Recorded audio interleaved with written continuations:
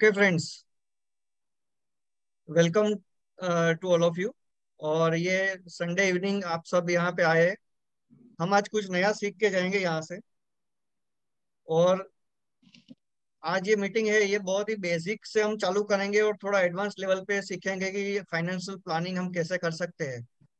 तो ये मीटिंग में हम ऐसा देखेंगे कि आप जो हमारा फ्यूचर है उसको हम कैसे करके सिक्योर कर सकते हैं और कैसे उससे हम हमारा जो इन्वेस्टमेंट है उसके लिए हमको क्या क्या करना चाहिए और कैसे हमें उसको सिक्योर करना चाहिए प्रोटेक्शन प्लान के थ्रू, ताकि हमारा जो इन्वेस्टमेंट है वो जिस गोल के लिए हमने बना के रखा है, जो चालू किया है, वो गोल हम अचीव कर पाए। बराबर फ्रेंड्स, तो हम अपनी ये मीटिंग है आज वो चालू कर रहे हैं। एंड फर्स्ट जो हमारी आज हम बात करने वाले हैं वो लाइफ के अलग अलग फेजेस रहते हैं। रिगार्डिंग मनी, मनी के लिए हमारे अलग अलग फेज रहते हैं लाइफ के। लाइक एक्यूमुलेशन फेज रहता है फर्स्ट, देन प्रिजर्वेशन फेज और देन डिस्ट्रीब्यूशन फेज। बराबर। Now what is accumulation phase? तो फ्रेंड्स, एक्यूमुलेशन फेज में क्या होता है कि कोई जो यंग है, जिसने अर्निंग चालू किया है, कमाना, पैसा कमाना चालू किया है, 22 से 40 साल की उम्र रहती है। तो जस्ट हमने चालू किया है पैसा कमाना, तो क्या होता है कि जो भी हमारे पास पैसा आता है उसको हमको इकट्ठा करना है, हमको एक्यूमुलेट करना है फॉर अवर फ्यूचर। बराबर, कि हमारा फ्यूचर है वो सिक्योर रहे। और जो हमारे फ्यूचर के गोल्स है उसके लिए हम कैसे प्लानिंग कर सकते हैं, कैसे इन्वेस्टमेंट कर सकते हैं। बराबर। नाउ सेकंड थिंग इज, उसके बाद जो फेज आता है वो प्रिजर्वेशन का फेज है। 40 से लेके 60 ईयर्स की जो एज का पीरियड है हमारी लाइफ का, that is called preservation phase in in terms of personal finance. बराबर, पर्सनल फाइनेंस की भाषा में उसको प्रिजर्वेशन फेज बोलते हैं। यहाँ पे प्रिजर्वेशन वर्ड क्यों है? क्योंकि जो हमने 22 से 40 साल जो हमने जॉब किया या बिजनेस किया उसमें जो हमको पैसा मिला है उसको हमें प्रिजर्व करना है। और 40 के ऊपर हमारी इनकम की लेवल भी बहुत बढ़ जाती है। तो उस केस में हमें इस तरह से हमारा प्लानिंग करना पड़ेगा कि वो जो इनकम हमारी बढ़ रही है उसको प्रॉपरली हम डाइवर्ट कर सके, प्रॉपर फाइनेंशियल प्लान के साथ, और प्रॉपर इन्वेस्ट कर सके जिससे हमारे फ्यूचर के जो गोल्स है वो अचीव हो सके। Third phase is distribution phase. Beyond 60 years, 60 साल के ऊपर जब हम पहुंचते हैं तो हमारी रिटायरमेंट लाइफ चालू होती है टेक्निकली। ये प्लस और माइनस हो सकता है हर एक के लिए। बट ये जो डिस्ट्रीब्यूशन फेज है उसमें हमने जो भी एक्यूमुलेट किया है, जो भी प्रिजर्वेशन किया है, जो हमने इन्वेस्टमेंट किया है, वो सब अमाउंट का हमें यूज करना रहता है। बराबर। तो ये जो चीज है उसको हम डिस्ट्रीब्यूशन फेज बोलते हैं। तो यहाँ पे पिक्चर में भी आप देख सकते हो कि अलग अलग हमें यहाँ पे दिख रहा है कि अलग अलग फेज लाइफ के इधर दिए गए हैं। बराबर। नाउ व्हाट हैपेंस, अभी हमने जैसे बात किया कि अलग अलग गोल्स रहते हैं हमारी लाइफ के। बराबर। तो हमारे गोल्स कई सारे हो सकते हैं, जैसे नया घर लेना है, बाइक कार हो सकती है, वेकेशन पे जाना है, मैरिज है, सेल्फ मैरिज, देन अगर चिल्ड्रन है तो चाइल्ड एजुकेशन, चाइल्ड मैरिज। और बूढ़े माँ बाप है तो उसकी सेवा के लिए भी हमारा कोई गोल हो सकता है कि हमें इस तरह से उसका ध्यान रखना है। देन फाइनेंशियल इंडिपेंडेंस या तो रिटायरमेंट प्लानिंग। बराबर। तो ये मोटा मोटा इतने गोल्स मोरलेस होते ही ये सबके। इससे अलग भी हो सकते हैं, ये मैंने जनरल एक लिस्ट बनाया है। अभी इसके बाद हम देखें तो जैसे हमने यहाँ पे देखा कि ये सब गोल्स है। बराबर, ये बहुत सारे गोल्स है। और लेकिन जब हम हमारी लाइफ के फेज में रहते हैं, जब हमारी लाइफ हम रहते हैं, तब बहुत सारे एक्सपेंसेस भी होते हैं हमारे साथ। बराबर। सिर्फ हमारे पास गोल्स और इन्वेस्टमेंट करने के लिए पैसे नहीं, लेकिन ये सब जो एक्सपेंसेस है उसके लिए भी हमें पैसे की जरूरत पड़ती है। तो इस केस में क्या रहता है कि जैसे गैजेट्स हो गया, ओटीटी हो गया, movies, gaming, amusement, food, clothes, तो ये सब चीज के लिए भी हमें पैसे चाहिए। बराबर। अभी हम जो अभी करंट जो मार्केट का सिनारियो है, जो मीडिया में हम सुन रहे हैं, देख रहे हैं, उसमें एक चीज बहुत ही कॉमन है कि रिसेशन। बराबर, कि रिसेशन आ गया, बहुत मंदी का माहौल है, बहुत सारी चीज हम सुन रहे हैं। इसके लिए भी हम बहुत सारा डिस्कशन करेंगे। यहाँ पे मैं आपको ऐसा बताना चाहता हूँ कि आपने भी क्या मंदी के बारे में सुना है? न्यूज में, मीडिया में, न्यूज़पेपर में, व्हाट्सएप पे, फेसबुक पे, सोशल मीडिया पे, कहीं पे भी आपने सुना है क्या मंदी के बारे में कि आज अभी बहुत मंदी चल रही है, बहुत महंगाई चल रही है, बहुत रेट्स बढ़ गए हैं? अगर आपने सुना है तो चेट बॉक्स में यस टाइप करके भेजिए फ्रेंड्स, कि आपने मंदी के बारे में सुना है मीडिया के थ्रू या फ्रेंड्स के थ्रू, फैमिली के through. Please type yes in chat box if you have heard about recession in recent times. Please, friends.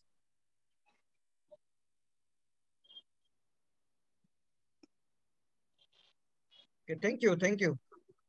तो ये जो रिसेशन का माहौल है उसके लिए एक हमें सोचना है कि क्या सच में जो इंडियन कंज्यूमर है वो सच में क्या इम्पेक्टेड है।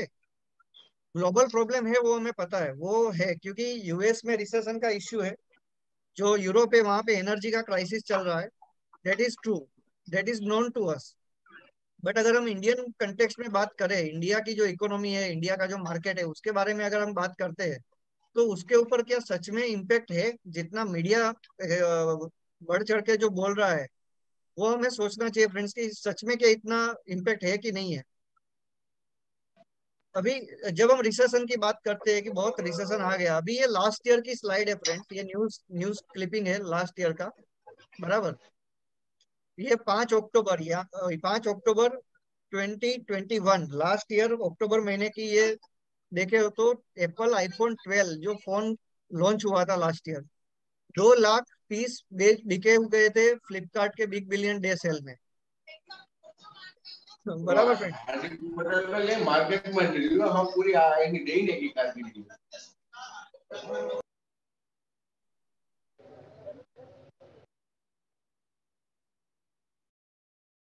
फ्रेंड्स ये हम अगर देखते हैं कि 2 लाख एप्पल के आईफोन बिके हैं 1 या 2 दिन में, उसका मतलब क्या हुआ कि कितने सारे जो लोग हैं, कितने सारे लोग हैं जो खर्चा कर रहे हैं। बराबर। अभी ये आप देख सकते हो कि ये जब खर्चा होता है तो रिसेशन कहाँ पे है?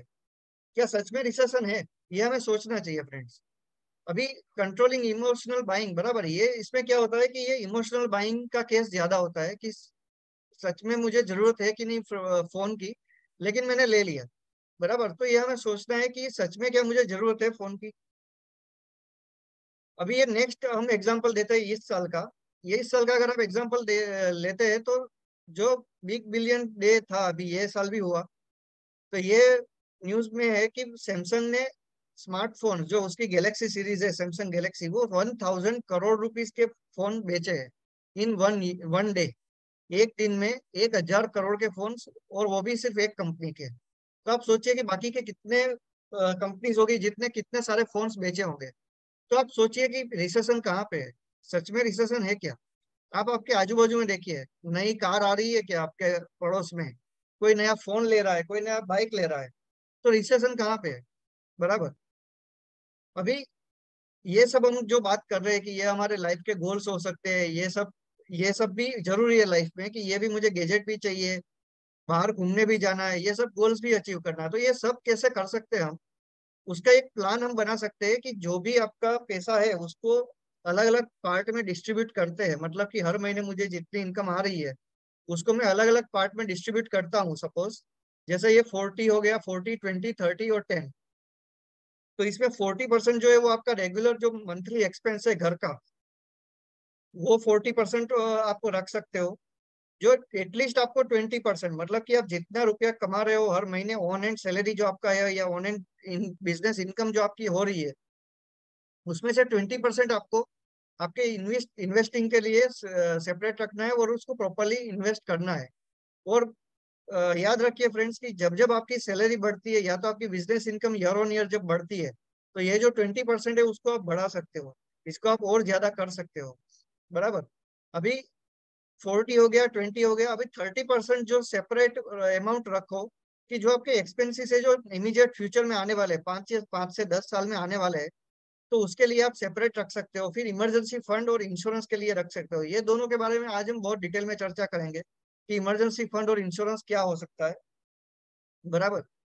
अभी ये बाकी का जो 10% है उसको आप डिस्क्रिशनरी स्पेंडिंग के लिए साइड में रखो। डिस्क्रिशनरी स्पेंडिंग मतलब क्या कि जो एक्स्ट्रा खर्चा है, बराबर, रोटी कपड़ा मकान और मोबाइल इंटरनेट तो हो गया, इतना तो अभी जरूरी है हमारे लिए।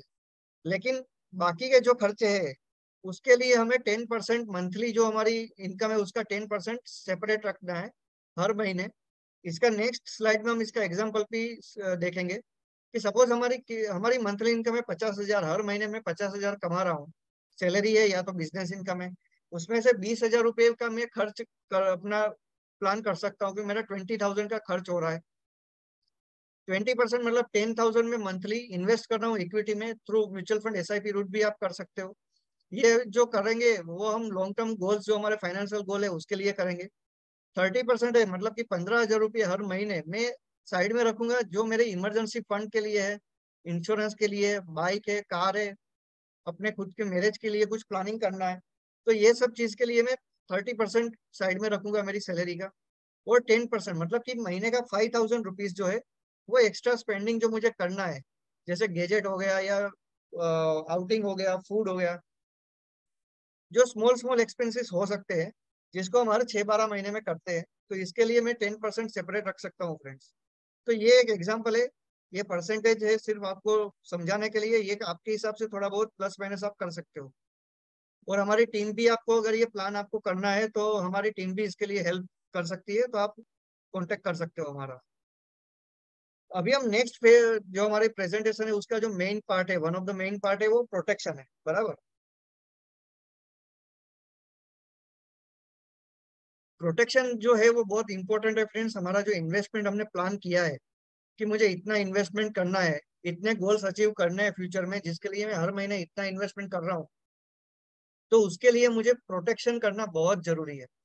इसमें क्या आता है फ्रेंड्स कि सपोज इमरजेंसी फंड है, बराबर। इमरजेंसी फंड किसको बोलते हैं ये हम आगे देखेंगे डिटेल में।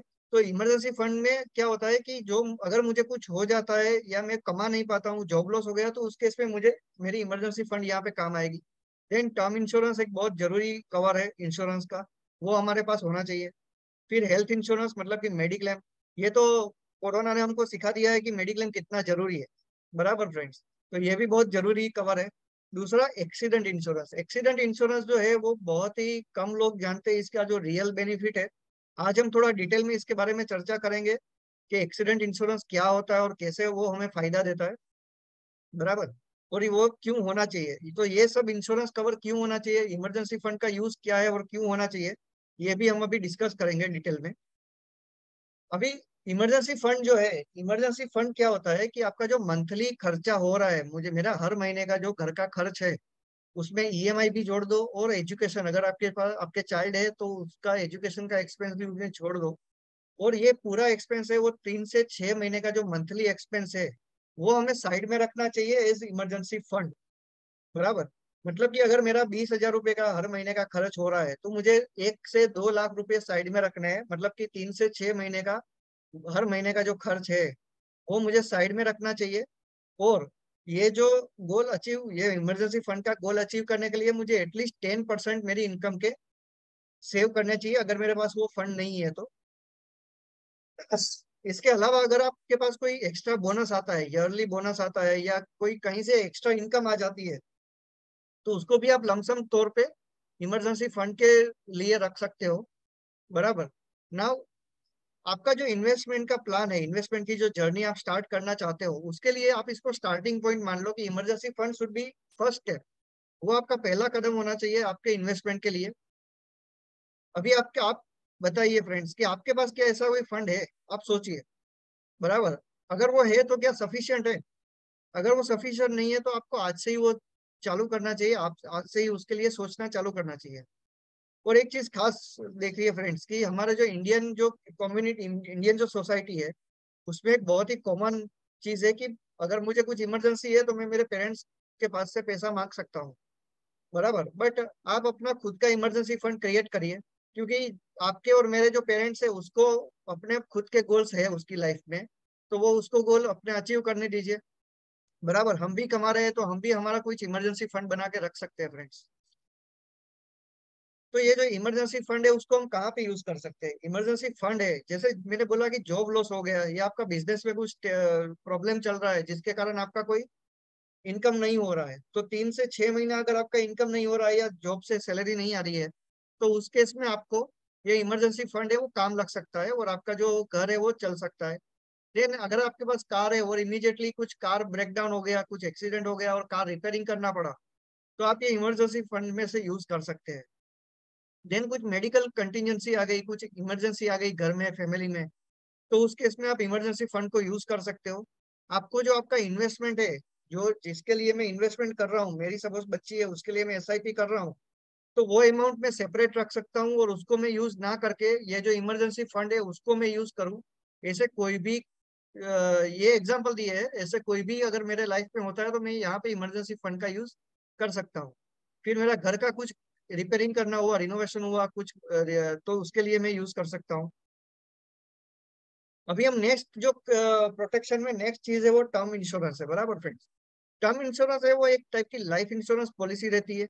और इसमें मेन बेनिफिट क्या रहता है कि अगर पॉलिसी होल्डर को कुछ होता है तो उसके जो नॉमिनी है, जो फैमिली है, उसको एक बहुत बड़ी अमाउंट का सम इंश्योर्ड मिलता है फ्रेंड्स इंश्योरेंस कंपनी से, इन केस ऑफ वो पॉलिसी होल्डर को कुछ हो जाता है। तो ये जो टर्म इंश्योरेंस है उसमें क्या रहता है कि हम प्रीमियम अमाउंट बहुत ही कम पे कर रहे हैं लेकिन मुझे ज्यादा अमाउंट मिल रहा है इंश्योरेंस कंपनी से, बराबर। मेरी फैमिली को ज्यादा अमाउंट मिलेगा अगर मुझे कुछ हो जाता है। ये टर्म इंश्योरेंस कब लेना चाहिए? जब मेरे ऊपर कोई डिपेंडेंट है, मैं जो कमा रहा हूँ उसके ऊपर कोई दूसरा बंदा, और या तो मेरे वाइफ वो अगर डिपेंडेंट है, मेरे चिल्ड्रन उसके ऊपर डिपेंडेंट है, तब मुझे 100% ये टर्म इंश्योरेंस लेना ही चाहिए। और ये जो कवर है, जो टर्म इंश्योरेंस का कवर है, वो आपकी जो एनुअल इनकम है, आपकी वार्षिक जो इनकम है उसका 15 to 20 टाइम्स होना चाहिए, मतलब कि 15 से 20 गुना आपका कवर होना चाहिए, बराबर। क्योंकि आपका जो एनुअल इनकम होता है वही आपकी फैमिली का एनुअल एक्सपेंस होता है, बराबर। तो इसके लिए 5 से 7 साल वो लोगों को सोचना ना पड़े, फाइनेंशियल डिपेंडेंसी ना रहे, इसलिए। और ये जो पॉलिसी रहती है उसको आपको अपनी एज जो रहती है 65 की एज तक की पॉलिसी आप ले, उससे ज्यादा जरूरत नहीं है, बराबर। अभी यहाँ पे हम एक एग्जांपल देते हैं। एक एग्जांपल ऐसा देखिए कि एक एक हमारे क्लाइंट है जिसके पास दो पॉलिसी है। एक पॉलिसी उसने 2017 में लिया था जो 75 लाख रुपीज का कवर है, मतलब कि उसको अगर कुछ हो जाता तो उसकी फैमिली को 75 लाख रुपए मिलते, बराबर। जिसके लिए वो जो फ्रेंड है हमारा, वो 9,200 रुपीज एन्युअली पे कर रहे हैं, मतलब कि 9,200 रुपये हर वर्ष पे करना है। और अगर कुछ हो जाता है तो उसकी फैमिली को 75 लाख रुपीज मिलेगा। और ये जो कवर है वो 60 साल तक चलने वाला है।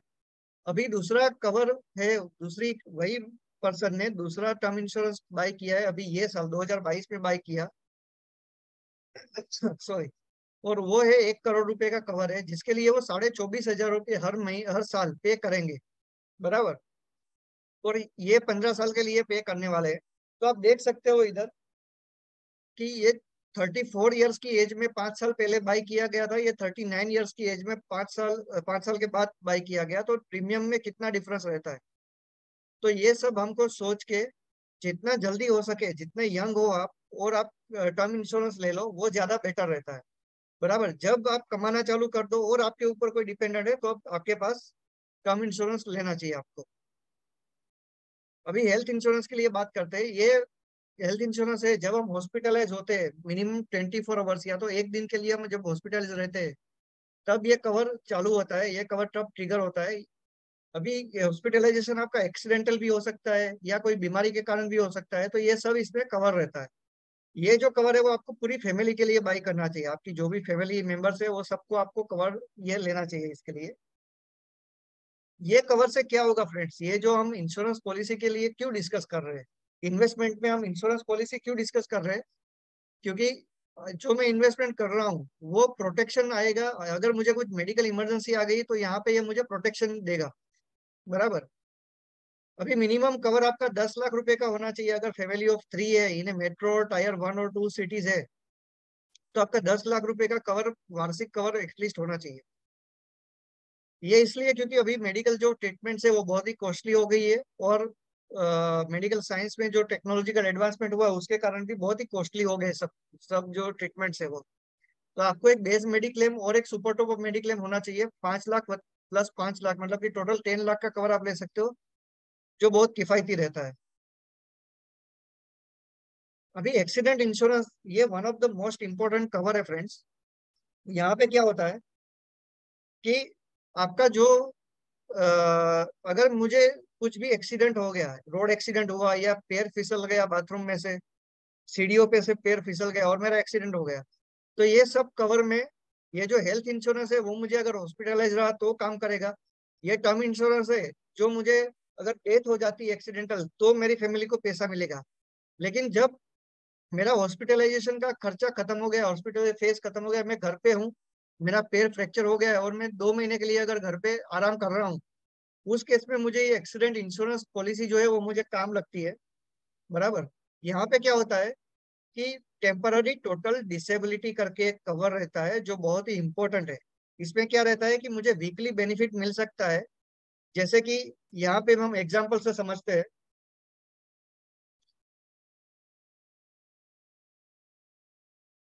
यहाँ पे हम एग्जांपल से समझते हैं फ्रेंड्स कि ये जो कवर है, ये हमने अभी एक पॉलिसी सेल किया है, उसका ये स्क्रीनशॉट है।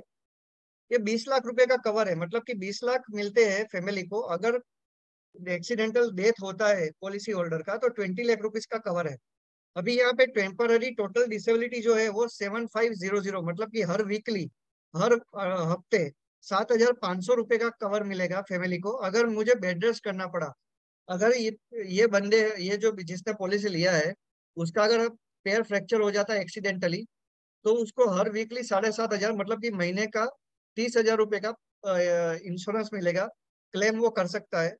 और ये जो कवर है वो 100 वीक्स के लिए, मतलब कि अबाउट 2 साल तक ये चालू रहता है। बराबर। दूसरा जो कवर है वो एक्सीडेंटल इन पेशेंट हॉस्पिटलाइजेशन कवर है जो 1 लाख रुपए का है, जिसमें अगर हॉस्पिटलाइज रहना पड़ता है तो 1 लाख रुपए का ये कैशलेस मेडिक्लेम है। फिर है ये कोमा बेनिफिट है फ्रेंड्स। तो कोमा बेनिफिट मतलब क्या है कि अगर 96 आवर से ज्यादा मैं अगर कोमा में रहता हूँ एक्सीडेंट के कारण, तो अप टू 10 लाख रुपीज मेरी फैमिली को मिलते हैं। देन ब्रोकन बोन्स का बेनिफिट है, मतलब कि अगर फ्रैक्चर हो जाता है तो अप टू 1 लाख रुपीज मिलता है। फिर बर्न बेनिफिट है, अगर मुझे कुछ बर्न्स, स्किन बर्न्स या टिश्यू बर्न्स होती है तो उसके कारण, अगर एक्सीडेंट के कारण, तो मुझे अबाउट 3 लाख रुपीज का, अप टू 3 लाख रुपीज का कवर यहाँ पे है। और एक्सीडेंटल मेडिकल एक्सपेंसिस है। तो ये पूरा जो कवर है इसका जो प्रीमियम है वो 7,300 रुपीज है। 7,307 रुपये है 3 साल का, मतलब कि रोज का 10 रुपए के करीब का प्रीमियम इसका आता है। बराबर। तो ये कुछ भी ज्यादा अमाउंट नहीं है, बहुत ही कम अमाउंट है। 10 रुपए से भी कम आएगा हर दिन का ये जो अमाउंट है वो। तो ये एक्सीडेंट इंश्योरेंस है जो बहुत ही इंपॉर्टेंट कवर है फ्रेंड्स। अच्छा, तो अभी नेक्स्ट जो हम देखने जा रहे हैं, अभी अभी ये इंश्योरेंस में हमने क्या सीखा यहाँ पे कि जब हम अर्निंग चालू कर देते हैं और हमारे ऊपर डिपेंडेंट रहता है तो हमको इंश्योरेंस के बारे में सोच लेना चाहिए। जब आपकी अर्निंग चालू हो तो सबसे फर्स्ट आपको इमरजेंसी फंड और एक्सीडेंट इंश्योरेंस के बारे में सोचना चाहिए। और बाद में आपके ऊपर अगर कोई डिपेंडेंट है तो आपको टर्म इंश्योरेंस और हेल्थ इंश्योरेंस के बारे में सोचना चाहिए। बराबर। अभी हम इन्वेस्टमेंट के बारे में डिस्कस करते हैं। तो हम जो भी पैसा कमाते हैं वो अल्टीमेटली स्पेंड करने के लिए, खर्चा करने के लिए कमाते हैं फ्रेंड्स। लेकिन जो स्पेंडिंग होती है वो भी अलग अलग किस्म की हो सकती है। एक इमीडिएट एक्सपेंस हो सकता है जो house hold monthly expense, discretionary spending जो हमने डिस्कस किया, और इंश्योरेंस प्रीमियम में हो सकता है। अभी जो इसका जो थोड़ा बहुत पार्ट है वो हमको फ्यूचर फाइनेंशियल गोल्स को अचीव करने के लिए, इन्वेस्टमेंट करने के लिए भी उसको डाइवर्ट करना चाहिए। अभी फ्यूचर फाइनेंशियल गोल्स जो रहते हैं, हमारे फाइनेंशियल गोल जो रहते हैं वो हम 3 पार्ट में डिवाइड कर सकते हैं। शॉर्ट टर्म गोल्स हो सकते हैं, मीडियम टर्म गोल्स हो सकते हैं, और लॉन्ग टर्म गोल्स हो सकते हैं। शॉर्ट टर्म गोल में एनुअल वेकेशन आ गया, इंश्योरेंस प्रीमियम आ गया। मीडियम में बाइंग और अपग्रेडिंग कार आ गया, buying new house down payment के लिए आ गया, हाउस रिनोवेशन आ गया। लॉन्ग टर्म गोल्स में child education, child marriage, retirement planning आ गया। तो ये सब गोल्स किसी भी फैमिली के हो सकते हैं, इसके अलावा भी हो सकते हैं कुछ। अभी ये जो गोल है उसको अचीव कैसे कर सकते हैं, तो इन्वेस्टमेंट के लिए क्या क्या ऑप्शंस अवेलेबल है मार्केट में। तो इसके लिए फ्रेंड्स, सेविंग अकाउंट में हम जो फिक्स्ड इनकम प्रोडक्ट्स रहती है या तो ग्रोथ एसेट रहती है। फिक्स्ड इनकम प्रोडक्ट में saving account, fixed deposit, RD, PPF, insurance policies, bond etcetera रहते हैं। और ग्रोथ एसेट में लार्जली 3 चीज रहती है: gold, real estate and equity. तो हर एक इंस्ट्रूमेंट जो यहाँ पे अलग अलग है उसका अलग अलग पर्पज है। हर एक बंदे के लिए अलग प्रोडक्ट हो सकती है, कोई भी प्रोडक्ट सबके लिए सुटेबल नहीं रहती है। तो फाइनेंशियल गोल सेटिंग करके वो रिस्क प्रोफाइलिंग करके हम आपको बता सकते हैं कि आपके लिए कौन सी प्रोडक्ट कितनी मात्रा में सुटेबल रहती है। तो ये सारी प्रोडक्ट में से हम अभी इक्विटी के बारे में थोड़ा डिस्कस करेंगे। अभी इक्विटी क्या रहता है फ्रेंड्स, तो इक्विटी है वो ग्रोथ एसेट बोलते हैं। ग्रोथ मतलब कि जो कंटिन्यू ग्रो करता है, और कितना ग्रोथ हमें देगा फ्यूचर में वो हम फिक्स नहीं बता सकते कि पहले से कि आपको कितना परसेंटेज रिटर्न मिलेगा। अभी बीइंग इक्विटी शेयर होल्डर, अगर किसी के बिजनेस में हम शेयर होल्डर बन जाए, मतलब कि उसके प्रॉफिट में भागीदार बन जाए, उसको हम इक्विटी बोलते हैं, शेयर बोलते हैं, बराबर। उसके लिए दो रास्ते हो सकते हैं, एक तो ट्रेडिंग हो सकता है और इन्वेस्टिंग हो सकता है, बराबर फ्रेंड्स। लेकिन जो बहुत वेल नोन जो गुरुज है स्टॉक मार्केट में, बराबर, ये सपोज नितिन कामत करके जीरोधा के फाउंडर है, शायद आप लोगों को पता होगा। इसने ये नितिन साहब ने जनवरी में एक ट्वीट करके ऐसा बताया कि उसके पास जो डेटा है उसके बेस पे वो बोल सकते हैं कि just 1% of active traders make more than bank deposits. वो कहने का मतलब क्या है फ्रेंड्स, कि 3 साल के टाइम फ्रेम में 1% से भी कम लोग ट्रेडिंग करके फिक्स डिपॉजिट से भी ज्यादा पैसे बना सकते हैं। ये उसके पास सबसे ज्यादा डेटा है, ये जो नितिन साहब है उसके लिए उसके पास सबसे ज्यादा डेटा है इंडियन ट्रेडर्स का। तो ये खुद ऐसा बोल रहे हैं कि आप ट्रेडिंग अगर करते हो तो आपको ज्यादा पैसा शायद ना मिले। दूसरा जो ऑप्शन है वो रहता है इन्वेस्टिंग रहता है। तो इन्वेस्टिंग जो हम करते हैं उसमें क्या रहता है कि जो ग्रोइंग बिजनेसेस है उसके प्रमोटर के साथ हम उसके बिजनेस में भागीदार बन सकते हैं। और ये एक सेफ तरीका है, सबसे आसान और सबसे सिक्योर तरीका है हमको वेल्थ क्रिएट करने का। लेकिन इसमें एक ही चीज है कि जो हमारा लॉन्ग टर्म टाइम होराइजन, जो हमारा माइंडसेट है, वो एटलीस्ट 5 से 10 साल मिनिमम होना चाहिए कि मुझे उतना तो इन्वेस्टमेंट करना ही पड़ता है। अभी हम ऐसा एक एग्जांपल देते हैं। अभी ये फ्रेंड्स, ये बहुत ही इंपॉर्टेंट पार्ट आ रहा है हमारी प्रेजेंटेशन का। अभी हम अगर शॉर्ट टर्म में इन्वेस्टमेंट करते हैं तो क्या होता है वो देखते हैं। यहाँ पे आप देख सकते हैं, यहाँ पे आप देखिए फ्रेंड्स कि ये निफ्टी 50 का 1 ईयर रोलिंग चार्ट है, बराबर। ये जो चार्ट है वो 2001 से लेके 2022, पिछले 22 साल का चार्ट है। अभी यहाँ पे मैंने क्या किया है कि मैंने इन्वेस्टमेंट किया, मैंने आज इन्वेस्टमेंट किया, 1 साल तक होल्ड किया इन्वेस्टमेंट को और बाद में विड्रॉ कर दिया। मतलब कि मैं 1 साल तक इन्वेस्ट करता हूँ, रोज इन्वेस्ट कर रहा हूँ मार्केट में, और रोज मैं निकाल देता हूँ, 1 साल खत्म होने के बाद मैं उसको निकाल देता हूँ। तो अगर मैं ऐसा करता हूँ तो यहाँ पे आप देख सकते हो कि ये ग्राफ बहुत ही जिगजैग जिगजैग जा रहा है, बराबर। ये बहुत ही ऊपर नीचे जा रहा है। यहाँ पे ये उसका डेटा है कि नेगेटिव रिटर्न मार्केट, अगर मैं ऐसा करता हूँ तो मार्केट ने मुझे 25% times negative return, less than zero मतलब नेगेटिव रिटर्न, तो यहाँ पे नेगेटिव रिटर्न दे सकता है। 0 to 8% रिटर्न मुझे 14% टाइम्स, मतलब 14% टाइम्स मुझे 0 to 8% रिटर्न मिल सकता है। और 8 से 12% का रिटर्न मुझे 7.78% टाइम्स मुझे मिल सकता है। ये अगर मैं 1 साल में अगर ये सब करता हूँ, 1 साल के लिए अगर मैं इन्वेस्ट करूँ तो क्या होता है, ये यहाँ पे दिखाया गया है। अभी यही चार्ट को मैंने 3 साल के लिए रख के, इसी इन्वेस्टमेंट को मैं अगर 3 साल तक होल्ड करता हूँ तो यहाँ पे ये भी 22 साल का डेटा है यहाँ पे, कि मैंने 2001 से लेके 2022 रोज इन्वेस्ट किया मार्केट में, और 3 साल खत्म होने तक वेट किया और बाद में मैंने विड्रॉ कर दिया। तो यहाँ पे आप देख सकते हो कि यहाँ पे ये जो फिगर थे 24 और 13, यहाँ पे ये 7% हो गया। मतलब कि मैं अगर 1 साल के बदले 3 साल तक होल्ड करता हूँ तो नेगेटिव रिटर्न जाने की संभावना 60% टाइम्स हो गई। मतलब कि जो यहाँ पे 25% टाइम्स थी वो यहाँ पे 60% टाइम्स हो गई है। और 0 to 8% का जो रिटर्न मुझे मिल सकता है उसकी जो प्रोबेबिलिटी है वो 20% प्रोबेबिलिटी है, बराबर। 20% चांस है कि मुझे 0 to 8% रिटर्न मिले अगर मैं सिर्फ 3 साल के लिए होल्ड करता हूँ। अभी मैंने यही चीज 7 साल के लिए ग्राफ बनाया कि पिछले 22 साल का 7 साल का जो ग्राफ है वो अगर मैं करता हूँ तो क्या होता है। अभी ये केस में आप देख सकते हो कि नेगेटिव रिटर्न मार्केट ने दिया ही नहीं है। मतलब कि अगर मैं 7 साल तक होल्ड करूं, मैंने आज इन्वेस्ट किया और 7 साल तक मैं उसको अगर निकालूंगा नहीं, तो मार्केट ने कभी भी मुझे नेगेटिव रिटर्न दिया ही नहीं है। और 96% ऑफ द टाइम्स ऐसा हुआ है कि मुझे एटलीस्ट 8% का रिटर्न दिया है, बराबर। तो यहाँ से हमको क्या सीखना है कि मेरा जो टाइम होराइजन है इन्वेस्टमेंट का वो मुझे मिनिमम 7 ईयर्स पकड़ के चलना चाहिए। तो मुझे ये जो इक्विटी है वो बहुत ही सेफ तरीके से मुझे इन्वेस्टमेंट करवा सकती है, बराबर। तो मेरा जो इन्वेस्टमेंट गोल है वो मैं इजीली अचीव कर सकता हूँ विदाउट एनी टेंशन। अभी ये फाइनल ग्राफ अगर हम देखें यहाँ पे, तो अगर मैं यही चीज 15 साल तक होल्ड करके रखूं, अगर मैं 15 साल तक ये जो है इसको मैं 15 साल के बाद निकालूं, मैंने आज इन्वेस्ट किया, 15 साल तक होल्ड किया और बाद में अगर मैंने इसको विड्रॉ किया, तो उस केस में क्या होता है फ्रेंड्स? उस केस में यहाँ पे आप देख सकते हो कि 14% ऑफ द टाइम्स प्रोबेबिलिटी ऐसी है कि 14% प्रोबेबिलिटी ऐसी है मुझे 8 से 12% का रिटर्न देता है मार्केट। मतलब कि 86% ऑफ द टाइम्स मुझे 15% के आसपास का रिटर्न मिल रहा है एनुअल। हर साल 15 साल के लिए मुझे 15% या उससे आजू बाजू का रिटर्न मुझे मिल रहा है। इसका क्या मतलब हुआ फ्रेंड्स? इसका मतलब ऐसा हुआ कि अगर मैं 15 साल के लिए होल्ड करूं या उसके बियॉन्ड भी होल्ड करूं, तो श्योर शॉट है कि मुझे एटलीस्ट 12% का रिटर्न मिलेगा। और सपोज ये मुझे 15% का रिटर्न अगर मिलता है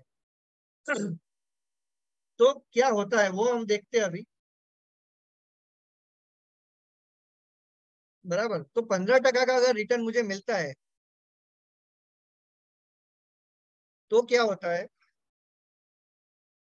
अभी मैंने एक ऐसा चार्ट बनाया कि मैं 10,000 रुपये हर महीने इन्वेस्ट कर रहा हूँ, और 15 साल तक मैं अगर करूँ तो मेरा टोटल जो इन्वेस्टमेंट है वो 18 लाख, मतलब कि 18 लाख रुपीज का इन्वेस्टमेंट हो गया। बराबर, यहाँ पे आप देख सकते हो कि मेरा 18 लाख रुपीज का इन्वेस्टमेंट है। जो वैल्यूएशन है वो 67 लाख रुपीज बन गया 15 साल के बाद। 10,000 रुपये में हर महीने इन्वेस्ट कर रहा हूँ और 15 साल के लिए कर रहा हूँ, तो टोटल 180 मंथ हुए, 180 महीने तक मैंने इन्वेस्टमेंट किया। तो क्या होता है कि मेरा 18 लाख रुपए का इन्वेस्टमेंट है, उसके सामने मेरी जो वैल्यूएशन है वो 67 लाख रुपीज बन गई। तो मेरा जो पैसे का ग्रोथ है वो अबाउट 4 टाइम्स हुआ, 4 टाइम्स मुझे मार्केट ने मेरा गेन बना के दिया, बराबर, मेरे इन्वेस्टमेंट के सामने।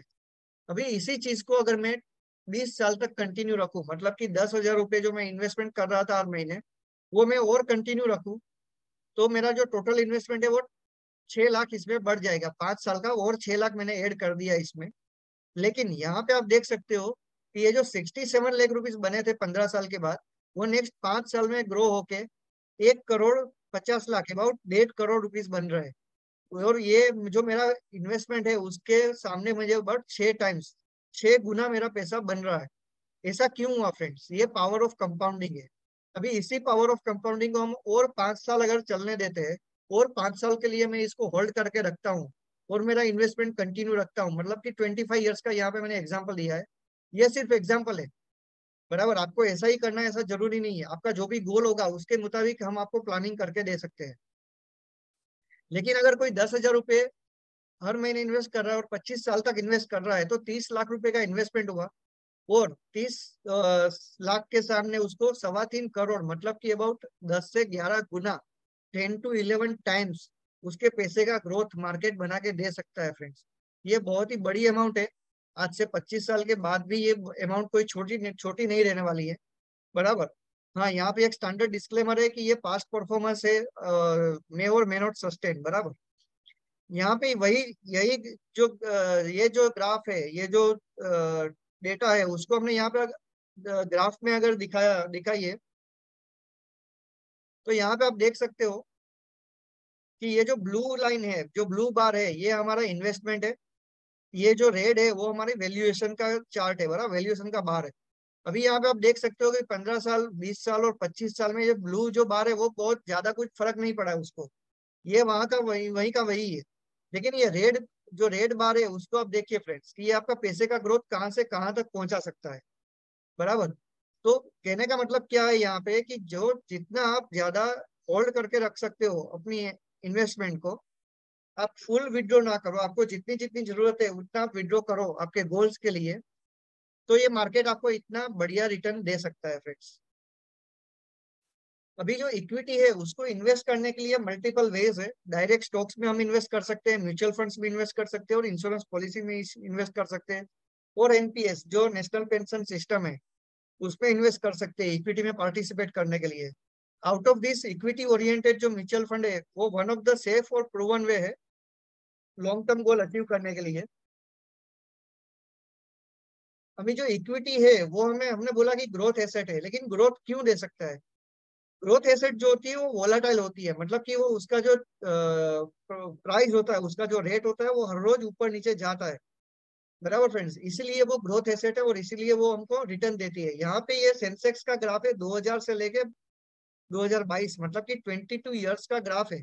यहाँ पे आप देख सकते हो कि ये रसिया यूक्रेन का वॉर भी इधर आ गया है, ये इन्फ्लेशन भी इधर आ गया है, कोविड का थर्ड वेव भी है, कोविड वैक्सीनेशन सक्सेस भी हुआ तो मार्केट ने बूस्ट किया था। फिर ये कोरोना वायरस पेंडेमिक जब डिक्लेयर हुआ ये तब यहाँ पे नीचे चला गया मार्केट, फिर वापस ऊपर गया। 2 साल में ऑलमोस्ट डबल रिटर्न दिया है मार्केट ने। तो ये क्या दिखाता है फ्रेंड्स कि जब जब मार्केट नीचे जाता है तो बाद में वो ऊपर भी आएगा, लेकिन जब नीचे जाता है तब हमको हमारा पैसा निकालना नहीं है और हमको और इन्वेस्ट करना चाहिए।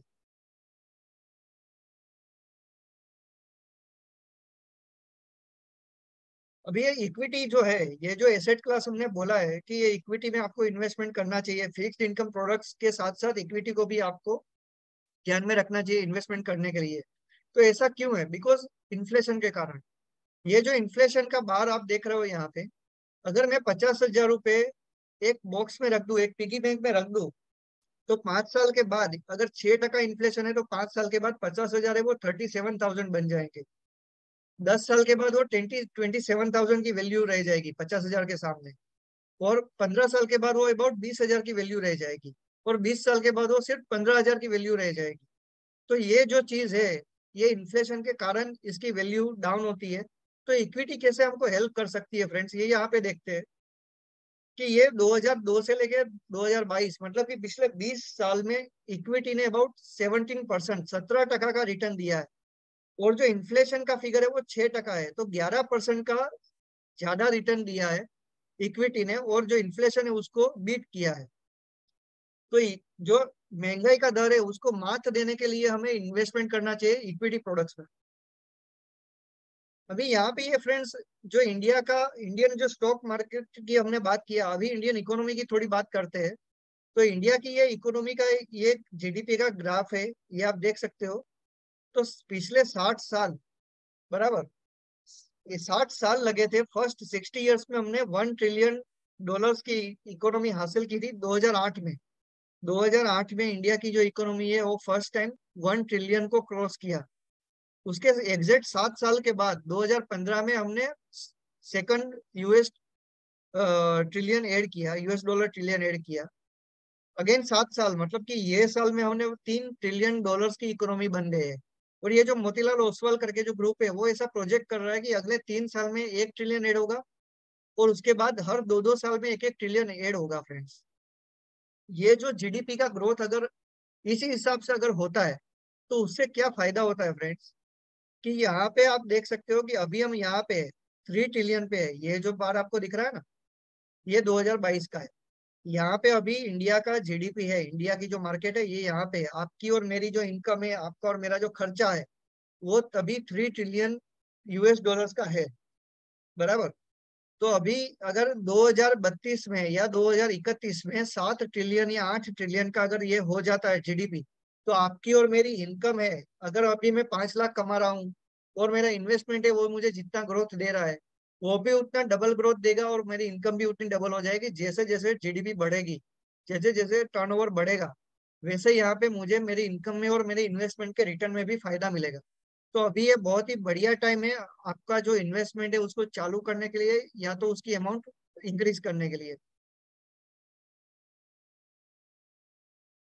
यहाँ पे आप देखिए फ्रेंड्स कि हमारा जो हाउस होल्ड है, इंडिया का जो हाउस होल्ड है वो कहाँ पे इन्वेस्ट कर रहा है अभी, ये इसका ग्राफ है, बराबर। ये जो ब्लैक लाइन है यहाँ पे लास्ट में जो ब्लैक आपको दिख रही है ना लाइन, मैं जूम कर देता हूँ। ये जो ब्लैक लाइन यहाँ पे है लास्ट में, वो म्यूचुअल फंड में जो निवेश कर रहे हैं हम इंडियंस, उसकी लाइन है। इसके सामने आप देख सकते हो कि बैंक डिपॉजिट्स है, प्रोविडेंट फंड्स है, या स्मॉल सेविंग स्कीम्स है, लाइफ इंश्योरेंस फंड्स है, उसमें बहुत बड़ी अमाउंट हम लोग इन्वेस्ट कर रहे हैं। तो यहाँ पे बहुत बड़ा स्कोप है इन्वेस्टमेंट का। और जैसे जैसे रिटेल का पार्टिसिपेंट, आपके और मेरे जैसे कॉमन पब्लिक का पार्टिसिपेशन इधर बढ़ेगा, वैसे वैसे ये मार्केट का ग्रोथ भी बहुत बढ़िया होगा, और हमारा जो जीडीपी है, जो मार्केट है, इकोनॉमी है, उसको भी बहुत बड़ा फायदा मिलने वाला है।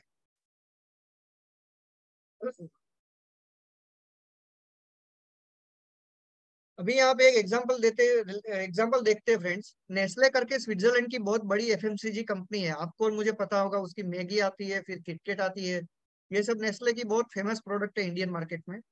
उसके जो ग्लोबल कंपनी, ग्लोबल जो पेरेंट है नेस्ले ऐसे करके, उसके जो सीईओ है, जो सीईओ है मार्क सिंडर, उसका एक स्टेटमेंट है फ्रेंड्स कि नेक्स्ट 3.5 साल में 5,000 करोड़ रुपीस का वो लोग इन्वेस्टमेंट करने वाले हैं। बराबर, नेस्ले कंपनी इंडिया के अंदर अगले 3.5 साल में 5,000 करोड़ रुपीस का इन्वेस्टमेंट कर रहे हैं। ये अमाउंट है वो पिछले 60 साल में, 60 ईयर्स में उन लोगों ने इंडिया में जितना इन्वेस्टमेंट किया है उससे भी ज्यादा इन्वेस्टमेंट करने वाले अगले 3.5 साल में फ्रेंड्स। अभी ये जो सीईओ है उसका जो सेंटेंस है क्या है कि I think India is in a very advantageous position. Of course, there are inflation concerns, but you see such a strong underlying volume demand from a rising middle class. ये बहुत ही important यहाँ पे sentence दिया गया है CEO के द्वारा कि राइजिंग मिडिल क्लास मतलब क्या है फ्रेंड्स कि जो हमारा मिडिल क्लास पॉपुलेशन है वो अभी बहुत ही फास्ट ग्रो कर रहा है। और ये अभी राइजिंग मिडिल क्लास है और ये बहुत ही एक खर्चा करने वाला है। आगे आगे आके हम देखेंगे कि क्या ये बोलने चाहता है, क्योंकि जैसे जैसे इनकम लेवल बढ़ेगा वैसे वैसे खर्चा भी बढ़ेगा। इसको फायदा लेने के लिए ये लोग यहाँ पे 5,000 करोड़ का इन्वेस्टमेंट करने वाले हैं। ये क्यों होने वाला है फ्रेंड्स, ये खर्चा क्यों बढ़ रहा है और ये इन्वेस्टमेंट क्यों आ रहे हैं फॉरेन में से? क्योंकि हमारा जो यंग पॉपुलेशन है, सबसे ज्यादा यंग पॉपुलेशन मतलब कि 15 से 24 साल के सबसे ज्यादा यूथ हमारे पास है, इंडिया के पास, पूरे वर्ल्ड में। बराबर, यहाँ पे आप ये जो ग्राफ है ये आईएमएफ का ग्राफ है फ्रेंड्स, तो ये आप देख सकते हो, ये डेटा है यहाँ पे कि सबसे ज्यादा यूथ पॉपुलेशन हमारे पास है। इससे बहुत बड़ा फायदा मिलता है। अभी ये कृष्ण शर्मा करके एचडीएफसी म्यूचुअल फंड के बहुत बड़े एक वेल नोन ट्रेनर है, उसने एक ग्राफ पोस्ट किया था ट्विटर पे कि यूरोप जो था, यूरोप में टोटल 27 कंट्रीज है फ्रेंड्स। तो यूरोप की जो 27 कंट्रीज थी, जब 2008 में ग्लोबल फाइनेंशियल क्राइसिस जब आया था ग्लोबल फाइनेंशियल क्राइसिस जो आया था, तो उसके बाद टोटल जो 27 कंट्रीज है यूरोप की, उसने 2000 यूएस बिलियन डॉलर्स एड किया था उसकी इकोनॉमी में। बराबर। और कोविड के बाद इंडिया, सिर्फ इंडिया ने, इंडिया अकेला नेशन है और यहाँ पे ये सामने 27 कंट्रीज थी, यहाँ पे इंडिया अकेला नेशन है जिसने कोविड के बाद 2000 यूएस बिलियन डॉलर्स एड किए जीडीपी में। उसका मतलब क्या हुआ फ्रेंड्स कि इतने शॉर्ट टाइम में इंडिया का ग्रोथ इतना बढ़िया हो रहा है, इसलिए ये सब फॉरेनर्स यहाँ पे इन्वेस्टमेंट करने आ रहे हैं। यहाँ पे हमें और एक डेटा देखते हैं कि ऑटो, ये जो ऑटोमोबाइल है उसका जो सेल्स का फिगर है यहाँ पे ये 2022 में सबसे हाईएस्ट फिगर है, ऑल टाइम हाई पे भी ये सेल का फिगर है। 28,50,000 कार, 4 व्हीलर्स, पैसेंजर व्हीकल बिका है फ्रेंड्स। मतलब कि जनवरी से लेकर सितंबर, सिर्फ 9 मंथ, 9 महीने में इतनी सारी कार का सेलिंग हुआ है। अभी ये सोचिए, ये जब टर्नओवर, ये कितना बड़ा टर्नओवर है।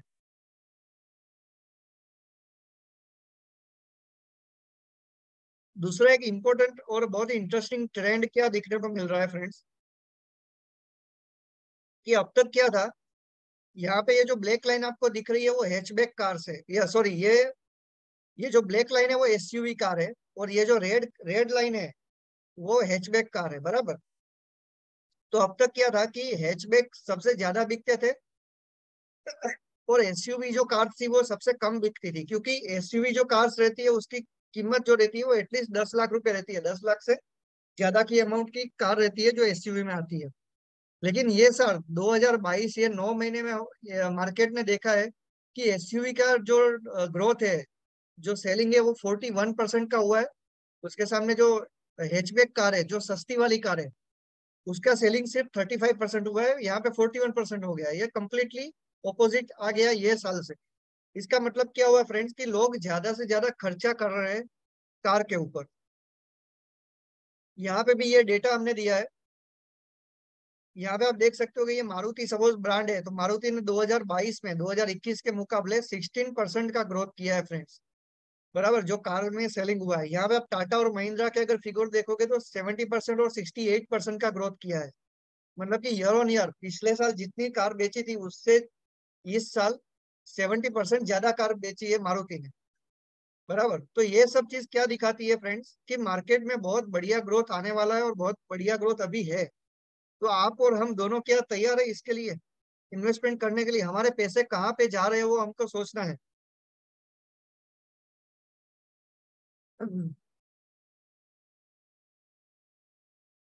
अभी ये हमने जो बात किया, अभी ये लास्ट की 4-5 स्लाइड्स है फ्रेंड्स। तो हमको कैसे चालू करना चाहिए, हमारा इन्वेस्टमेंट है उसको हम कैसे चालू करें, तो हमको सबसे पहले प्रोटेक्शन से चालू करना चाहिए, कि जैसे हमने बात किया इमरजेंसी फंड और इंश्योरेंस। बाद में आपका रिस्क प्रोफाइलिंग हमको निकालना चाहिए।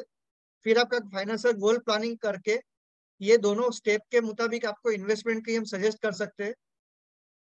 और एनुअल हमको रिव्यू भी करना चाहिए कि आपका जो इन्वेस्टमेंट है वो कहाँ पे जा रहा है और बराबर कुछ चेंज करने की जरूरत है कि नहीं क्या उसमें। अभी हम चाहते हैं कि एक बहुत ही बड़ी इंपॉर्टेंट टॉपिक रहता है रिटायरमेंट प्लानिंग का, जो हमें बहुत ही हमको कुछ उसके बारे में ज्यादा पता नहीं रहता है। हम इतने अवेयर नहीं है, हमको उतना नॉलेज भी नहीं रहता है कि रिटायरमेंट प्लानिंग कैसे करते हैं, क्या हो सकता है। उसका उसका रीजन क्या है फ्रेंड्स, कि अभी ये जो समय है ना वो चेंज हो गया है। पहले क्या था, जो हमारे दादाजी का जमाने में क्या था कि कोई टेंशन नहीं था, रिटायरमेंट का कोई टेंशन था नहीं, क्योंकि खेती की आवक थी और गांव में रहते थे, कोई ज्यादा खर्चा भी नहीं था, ज्यादा महंगाई का दर भी नहीं था। तो कोई रिटायरमेंट के बारे में सोचने की कोई जरूरत नहीं रहती थी। फिर हमारी फादर की जो जनरेशन आई, हमारे जो पेरेंट्स है उसकी जो जनरेशन आई, उस टाइम पे क्या हुआ कि जॉब जो रहती थी वो सिक्योर्ड रहती थी, और पेंशन और उसके कारण कोई सोचने की जरूरत नहीं पड़ती थी, खर्चा निकल जाता था, और डिस्क्रिशनरी स्पेंडिंग भी बहुत ज्यादा नहीं रहती थी। लेकिन जो हमारी जनरेशन है, आपकी और मेरी जो जनरेशन है, उसमें हमें बहुत ही ध्यान रख के काम करना पड़ेगा रिटायरमेंट के ऊपर, क्योंकि अभी डिस्क्रिशनरी स्पेंडिंग भी बहुत बढ़ गई है, इन्फ्लेशन भी बहुत बढ़ गया है, और जो हमारी लाइफस्टाइल है वो बहुत चेंज हो गई है, और हमारी जो लाइफ एक्सपेक्टेंसी है वो भी बहुत बढ़ गई है फ्रेंड्स। अभी हम नेक्स्ट, ये एक नेक्स्ट लाइफ का स्टडी है, ये हम अब आज डिस्कस नहीं करते, नेक्स्ट टाइम हम डिस्कस करेंगे, इस बहुत इंटरेस्टिंग स्टडी है ये। अभी हम इसके एग्जांपल देते हैं कि रिटायरमेंट प्लानिंग के लिए हम क्या कर सकते हैं, कैसे हम इसको प्लान करें। बराबर, सपोज कोई करंट एज किसी की 40 साल है, ये अलग अलग 5 एग्जांपल हम डिस्कस करेंगे कि 40 साल किसी की एज है, 40 ईयर्स में वो प्लान करते हैं कि मुझे रिटायरमेंट के लिए प्लानिंग करना है। करंट एज उसकी 40 साल की है, 25,000 रुपये हर महीने हम इन्वेस्ट कर रहे हैं, और SIP टी एज 60 ईयर्स, मतलब कि 20 साल के लिए हम SIP चालू रखेंगे। तो हमारा टोटल इन्वेस्टमेंट है 25,000 हर महीने हम इन्वेस्ट कर रहे हैं 20 साल के लिए। तो हमारा टोटल इन्वेस्टमेंट है वो 60 लाख, 60 लाख रुपीज का इन्वेस्टमेंट हो रहा है। और 12% का रेट हम एज्यूम करते हैं, तो 2,30 लाख रुपए 60 साल के जब हम जब बनेंगे तब हम अचीव कर सकते हैं। अभी 60 साल के होने के बाद हम यहाँ से विड्रॉ चालू करते हैं, और 80 साल के मतलब कि 20 साल के लिए हम विड्रॉ रखते हैं, विड्रॉल करते हैं 20 साल के लिए। और हमारा जो ग्रोथ है, जो रिटर्न हमको मिल रहा है वो 8% का मिल रहा है, मतलब कि यहाँ से यहाँ पे जो 2,30 लाख रुपए हमें मिले थे उसको हम इन्वेस्ट करते हैं, जहाँ से मुझे 8% का रिटर्न अगर मिलता है, और मंथली में यहाँ पे 1.5 लाख रुपीज का विड्रॉ कर रहा हूँ। मतलब कि मैंने इन्वेस्टमेंट यहाँ पे किया था 25,000 का हर महीने, और मैं विड्रॉ कर रहा हूँ 1.5 लाख रुपीज हर महीने में, 1.5 लाख रुपए 1,50,000 में विड्रॉ कर रहा हूँ। और वो 20 साल के लिए, जब तक मैं 60 से लेके 80 तक का बन जाऊंगा, तब तक मैं इसको विड्रॉ करूंगा। तो टोटल मेरा जो विड्रॉवल अमाउंट है वो 3,60 लाख रुपए है। बराबर, और अभी भी मेरे पास जो मैंने 2,30 लाख रुपए इन्वेस्ट करे थे, वो ऐसे के ऐसे अभी भी मेरे पास है। मतलब कि 80 साल की उम्र में मेरे पास वापस वो 2,30 लाख बन के आ गए। तो ये ऐसा एक प्लानिंग हम कर सकते हैं। बराबर, ये सेकंड एग्जांपल है। यहाँ पे हम क्या देखते हैं कि कोई 30 साल का बंदा है, 30 ईयर्स की एज है, और 30 ईयर्स की एज में 10,000 रुपये हर महीने हम इन्वेस्ट कर रहे हैं, और 40 साल के रहेंगे, मतलब कि 10 साल तक मैं इन्वेस्ट कर रहा हूँ। टोटल इन्वेस्टमेंट मेरा 12 लाख रुपए का हुआ। मुझे एज्यूम रिटर्न कितना मिल रहा है, 12% का मैं एज्यूम कर रहा हूँ कि मुझे रिटर्न मिल रहा है। और मैंने 30 साल में, 30 साल से लेके 40 साल, 10 साल तक मैंने 10,000 हर महीने इन्वेस्ट किया था, टोटल 12 लाख का इन्वेस्टमेंट किया। और उसको मैं 20 साल तक कुछ भी करता नहीं हूँ, मैं उसको नहीं निकालता हूँ, मैं ऐसा का ऐसा रखता हूँ। तो मेरा जो 60 साल के उम्र में मेरा 2,16 लाख का कॉर्पस बन जाएगा जब मैं 60 ईयर्स का बनूंगा। और 60 ईयर्स का बनने के बाद मैं 30 साल तक 30 ईयर्स तक मैं उसको अगर विड्रॉ करूं और 8% का मैं अगर विड्रॉल मैं रिटर्न एक्सपेक्ट करता हूँ, इसको सिस्टमेटिक विड्रॉल प्लान बोलते हैं फ्रेंड्स। और मंथली में 1,40,000 रुपये, यहाँ पे मैंने 10,000 इन्वेस्ट किया था हर महीने, लेकिन मैं यहाँ पे 1,40,000 रुपये में निकाल रहा हूँ। मतलब कि ये जो 10,000 हर महीने इन्वेस्ट किया था और यहाँ पे मैं 1,40,000 निकाल रहा हूँ, मतलब कि 14 टाइम्स 14 टाइम्स में विड्रॉ कर सकता हूँ मेरे इन्वेस्टमेंट अमाउंट से, मंथली इन्वेस्टमेंट अमाउंट से। और मैं 30 साल तक ये जो पैसा मैं विड्रॉ करता हूँ, तो 30 साल में मैं टोटल 5 करोड़ रुपीज विड्रॉ करके यूज कर सकता हूँ मेरे जो रूटीन लाइफ है, मेरा जो मंथली खर्चा है उसके लिए, रिटायरमेंट के दौरान। और इवन आफ्टर दैट ये 5 करोड़ निकलने के बाद भी मेरे पास वापिस 2,16,00,000 रुपीज रहते हैं।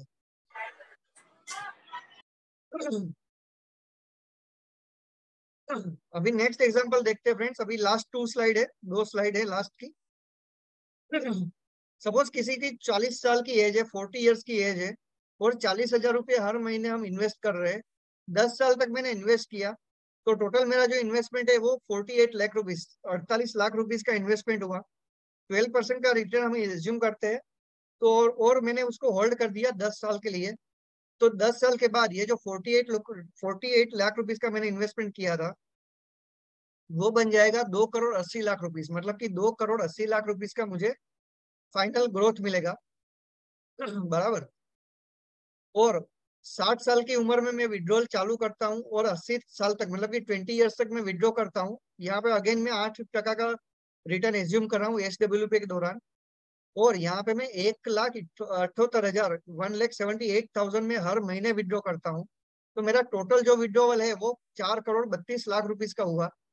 और उसके बाद भी मैंने जो इन्वेस्टमेंट यहाँ पे 2,80,00,000 रुपये किया था 60 साल की उम्र में, इतना 4,32,00,000 विड्रॉ करने के बाद भी वापस मुझे उतना कॉर्पस मेरे पास सिक्योर्ड है at the age of 80 years के एज पे। अभी हम लास्ट एग्जांपल लेते हैं फ्रेंड्स।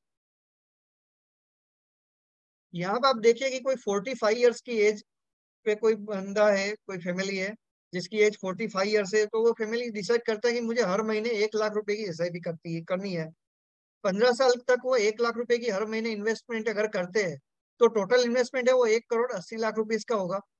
और 1,80,00,000 के सामने 4,70,00,000 4,76,00,000 रुपीज उसका कॉर्पस बन जाएगा 15 साल के बाद। और 15 साल तक इन्वेस्टमेंट करने के बाद वो 20 साल के लिए विड्रॉ करते हैं, 8% का रिटर्न एज्यूम करते हैं। और हर महीने हम 3,00,000 रुपए विड्रॉ कर रहे हैं फ्रेंड्स। हर महीने 3,00,000 रुपीज अगर हम विड्रॉ करते हैं 20 ईयर्स के लिए, टोटल विड्रॉल हो गया 7,32,00,000, 7,32,00,000 रुपीज का मैंने टोटल विड्रॉल किया है। और वापिस जो मैंने इन्वेस्टमेंट जितना किया था उतना इन्वेस्टमेंट 80 की उम्र में मेरे पास एज इट इज रहता है। तो ये ऐसा एग्जाम्पल है फ्रेंड्स, इस टाइप का प्लानिंग आप भी करवा सकते हैं आपके लिए। तो ये यहाँ पे मेरा प्रेजेंटेशन यहाँ पे खत्म हो रहा है। और ये एक स्टैंडर्ड डिस्क्लेमर है कि mutual fund investments are subject to market risk, read all scheme related documents carefully before investing, past performance may or may not sustain in future. Okay friends, मैं मेरा स्क्रीन शेयरिंग स्टॉप कर रहा हूँ। और friends आप यहाँ पे आपका जो भी क्वेश्चन है आप यहाँ पे पुट अप कर सकते हो। आपका कोई क्वेश्चन है तो आप पूछ सकते हो यहाँ पे। Session is open for question and answer.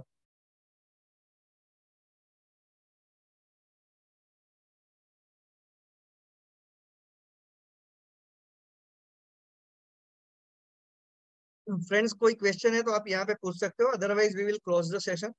Thank you very much for participating.